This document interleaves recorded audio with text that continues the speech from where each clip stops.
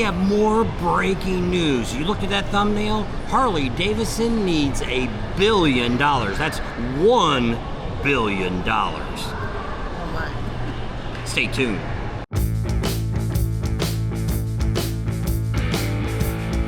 You know, Harley Davidson is in all kinds of financial trouble going down the road. You know, we got the CEO that's either been adios or he's retiring. We've got one of the board members leaving, left a lot of, you know, he left a lot of comments there about what he felt was going wrong with the company. You know, I think they still got half the staff, or maybe more than that, is still working from home, where the dealerships can't even get information that they need to run their dealerships. It could take up to a day to get any kind of response from them. So that's one of the problems that are seriously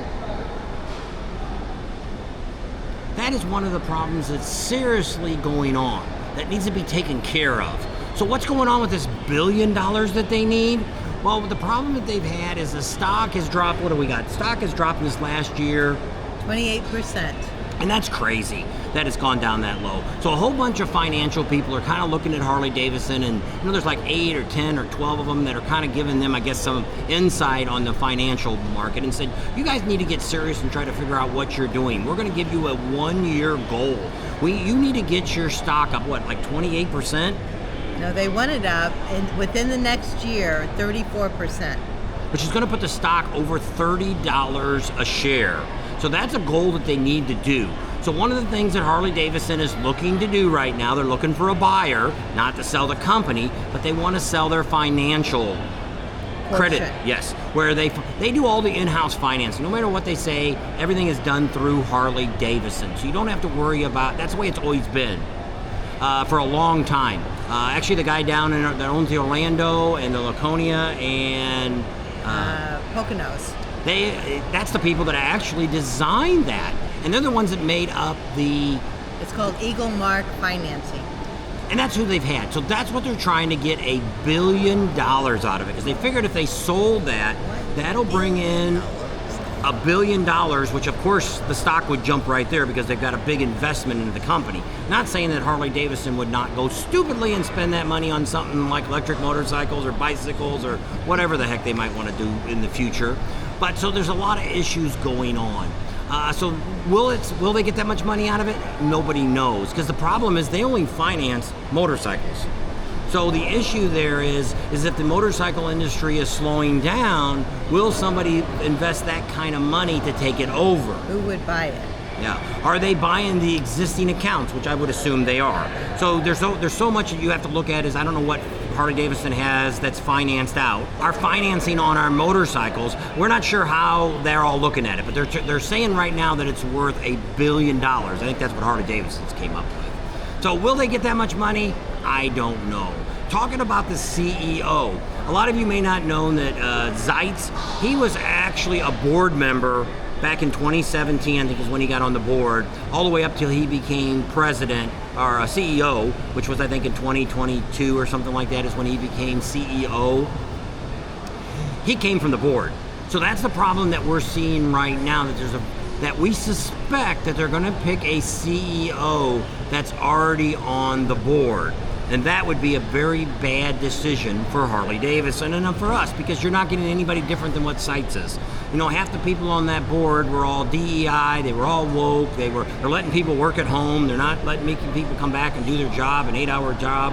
So, you know, they got to get somebody from the outside, and that's what's important. So where is it all going to go? We don't know. So time will tell, but it's just another big breaking news here that we want to let you know about Harley Davidson.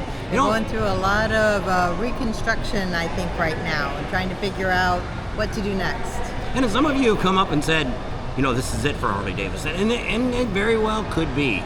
There's a lot of strong dealerships out here that's kind of keeping it going. There is a lot of inventory that's sitting around. So yes, Harley needs to do something different, and we talked, a lot of you guys have agreed Harley Davidson should come out with a lower price entry-level bike, something around $5,000 or $6,000 to get somebody in the program. You know, I'm all for giving out more free training to people to learn how to ride motorcycles, not required to buy a Harley Davidson, because we just need to build the motorcycle culture up. You know, from what we had, what's out there now, you know, the Pan America was a great bike, but they should have had some bikes that built up to that. You don't want to jump in and try to make the best bike possible, but yet if I'm a Triumph rider and I've been buying adventure bikes from them, am I going to, before I buy that big model, am I going to jump to Harley Davidson? Probably not. We're getting a lot of Europeans and stuff. You know, with the tariffs and stuff being negotiated on, maybe there's a chance we could get, you know, some of those bikes coming back here and they're building them back in America. You know, that would be really great. So just some stuff for all of us to think about, some information we wanted to get out to you guys to let you know that there's still some shaky ground going up there in the corporate office. Up in Milwaukee. Your dealerships are still all the same. They're still running everything the same. You're not going to see anything at your level unless the financing changes, which could be a good thing. I never really talk about this, but at this point, if they're selling the finances, I'm going to let you know about it. The issue that happens with the financing is, which I've always told all of you this in the past, and if you listened to great, if you didn't, go to your bank, go to your credit union, go wherever you go and get your best interest rate. Because what your dealerships do is you go in there and fill out a credit report, fill out an application to finance your bike and whatever else you're going to get. Harley Davidson and the dealer can adjust your interest rate. So they may come back and say, oh, you've got a 12% interest rate on buying that bike. But in turn, it might only be 8 or 9% or 6%, depending on your credit. But you don't know that. So that's why when they always say, well, hang on a minute, let's go talk to the manager. You come back and they said, here's what we can do. We'll go down 1/4%, and that's going to lower your payment. Once again, if you've already gone to your bank, your finance, know what you can get. And you know, hey, I can get this bike at 6% interest or 5% or 2% or whatever it might be, you want to go that route. Because then you can go up to them and say, hey, I'm already approved by my bank at 5% for whatever it is. Then they can come up and say, oh, well, if you could beat that or match it at least, I would consider it. But otherwise, I'm not interested. Now, a bad mistake that I made when I bought my 2014 was I thought I had a better rate from the credit union. I could get 2% because it was a new bike. So I got like 5 or 6% from the dealership. Well, I took all that information after I bought it because I already called my credit union, said they'd give me 2% on it. When I went back to refinance it, they said, no, it's not. Now it's a used bike. Even though it was within like maybe 2 weeks, they said, no, it's used. We have to get it when it's brand new to get you that 2%. And so if you get a special deal like that, do it. Put your down payment down at your Harley dealer to hold your bike, and then call your bank up or your credit union and say, hey, I'm going to go ahead and finance through you on this bike. I put the deposit down. Let me know when the money's been transferred. You know, sometimes the bank will give me, in the past, I've gotten where they just gave me the check, and then I handed the check over when I bought my RRV, we bought that way. And then that way we already had the money, could finalize the deal, and everything was good. So just some words of advice. I've never really talked about this. We always told you, if you wanted to know more about it before you bought your motorcycle, you should come to us. We'd be happy to tell you any information. I just kind of didn't really want to put it out there. Tips and tricks. Yeah, because it kind of hurts some of the dealerships. That's the way they've done business.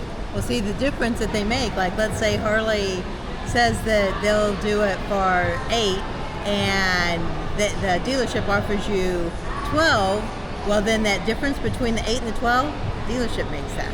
I don't know how much they make, but they do get a portion of that money. So that gives them more money up in the top. You know, and the other thing, one last thing I want to tell you before we end, because we're kind of getting off on other things, you have to watch the MSRP price that they're putting on, Harley Davidson's putting on the website. That is a stripped down bike and it's gray. There's a premium price now for colors. So you're almost, I was just talking to Black Hills Harley yesterday, or actually the other day, and I was asking them if they're selling their bikes at MSRP, and they actually said, yes, we are. We're selling it at Black Hills Harley and also at the Sturgis location. We are selling them at MSRP. I said, will that be during the rally too? And they said, yes. But they said, here's what you got to watch, that on some of the colors, it's almost $1,000. Like he was telling me one bike was $27,900 or something, and he said it ends up being $27,800 once you pick the color. So you might be looking at a difference in price in that way. So when you're looking at it, there's a handful of dealerships out here that are selling it for MSRP. And it's not a bad idea to go in there and ask. And I always tell people when I bought my bike, I did that on my CVO. I knew what MSRP was, so when I walked in the door and the bike was already a year-old model, the new ones had already came out, and I said, we're starting here at MSRP first. I had asked the question, what have you done to that bike? And they're like, well, let's pull the paperwork. Nothing. Well, then why are you asking $3,000 more than it's list for? And it's a year-old bike now because the 2015s are sitting right there. And they said, well, let's sit down and talk. I said, no, we're going to start with the price of MSRP first, and then we're going to back up from that with my trade-in and what I want and all that, and then we'll deal and we'll go from there. And so we did. We settled with something, and I got a good offer, and we made the deal. So I was pretty happy. They were happy. Everybody was worked out. So that's what you want to always do when you're doing this. Is you always want to make sure you know you have all your apples in your basket before you go there and talk to them about their orange to see if it's all going to come together. Apples and oranges, is that what it is? Apples and grapefruits. Apples and oranges. Oh, there you go. I got it right.